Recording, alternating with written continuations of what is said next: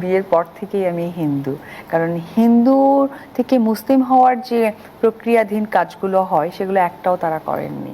আমরা মাঝে অনলাইনে দেখেছি যে তুমি তোমার পুরনো ধর্মেই ফিরে গেছো বা যাচ্ছ। আসলে সত্যি কথা বলতে গেলে কি, আমি কিন্তু আমার পুরনো ধর্ম নিয়েছিলাম। আমি ক্যামেরার সামনে অনেক মিথ্যে বলেছি কিছু কিছু জিনিসের কারণে। যেমন প্রথমের দিকের মিথ্যেটা ছিল যে নিজের কেরিয়ার এবং যেহেতু ওই সময় সে স্বামী ছিল, তাকে সাপোর্ট করাটা আমার দায়িত্বের মধ্যে ছিল। জন্য আমি বলতাম কি, সাকিব কবে বিয়ে করছো, বাট রানিং আমরা হাজব্যান্ড ওয়াইফ।